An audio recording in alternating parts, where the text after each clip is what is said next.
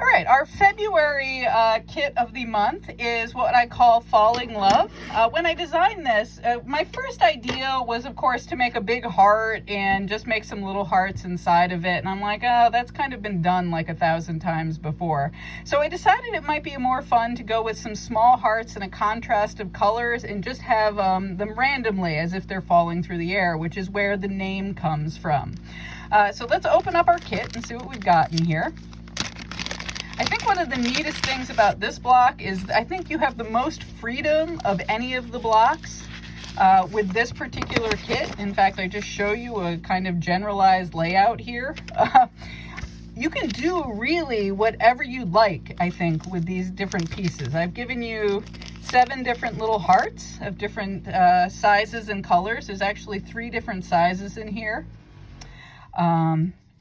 In 2 different colors. We've got the pink and we've got the red. The way that I traditionally do this, so here's the ornament that I've pre-made so we can show you a little bit of sewing. These are a little chewed up. These are sort of scrap pieces for me. Your pieces will not look like that.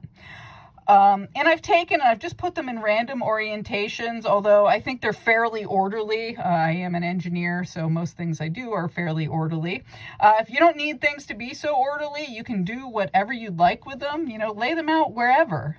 Even if you want all 7 hearts to be different, you know, not piled on top of each other, I think you can do different things here. I try to keep the colors separated. But see, the more you lay them out, I'm like, oh, well, those aren't really separated with colors. What can I do with this? Maybe if I take this one over here. You could, if you wanted to be really stringent, just lay them out straight up and down, different sizes, cascading. You know, maybe that's the falling love that you want to go with. It's just directly falling. That's just 6 of the 7 hearts. You could do that kind of design. Maybe you want to switch the colors, put them on an angle. Again, the point being, you can do whatever you want with this particular set of hearts. I give you you know, a layout that was appealing to me. That's this layout here. But again, the most freedom that you have with any of the particular kits you have with this one, because you're not making a picture. It's not like a flower that needs to be right side up. In this case, they're hearts, they're falling through the air. You know, do whatever makes you happy.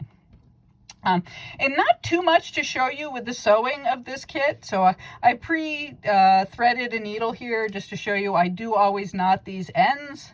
And I, in fact, do a double knot. A single knot tends to pull through felt a little bit, particularly if you pull on it very hard. So I'm just going to give that a little double knot, trying to make sure that the knots are on top of each other. There we go. So I slide those together and now we're ready to go. So you're going to blanket stitch around your heart. I tend to start down in the valley here. Let's just do a little blanket stitch here, and as a reminder, if you haven't watched any of my other videos recently. So you're going to come up, and then you always want to go over and down the same amount. So over and down. And again, I blanket stitch differently than basically everybody else on earth. I don't know why that is. I kind of taught myself this technique. It works great. I've had some people tell me that this is probably the best thing I've got going is this new technique for blanket stitching.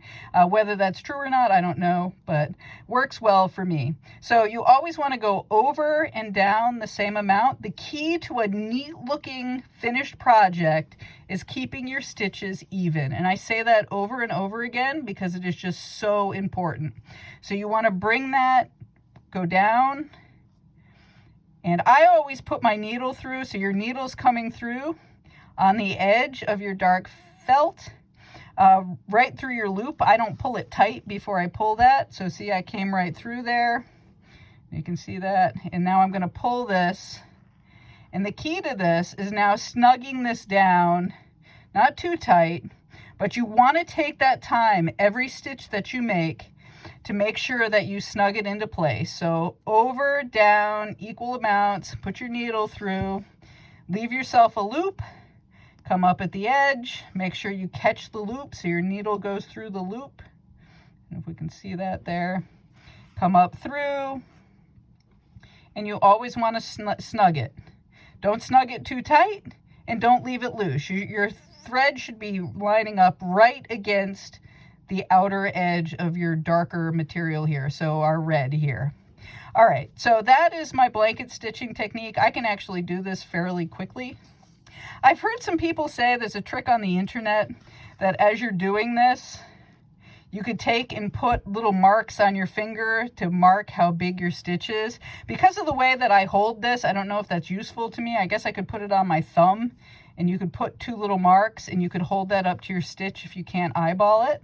I haven't tried that myself. For some reason, I have some weird gift that I can blanket stitch pretty evenly. I do get a lot of practice at it, and I think that's the key to it. Anything that you practice at, you just get better and better and better at, so don't get frustrated. So there we have a series of nice even stitches there.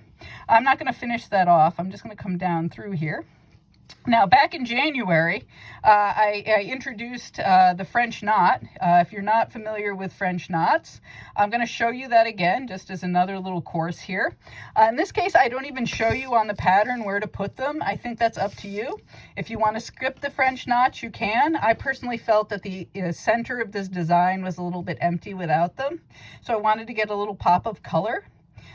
So I mostly just go in there and just bring my needle up wherever. So when you're making your French knot, you want to pull this so that you're nice and tight on the back. Take your needle and you're going to hold, assuming that you're right-handed, your left hand is going to hold the slack of your material, of your floss here. You're going to take your needle, put it up against it, and you're going to wrap around.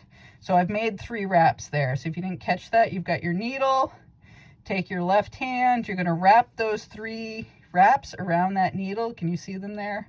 I just lost one of my wraps. All right, so there's our 3.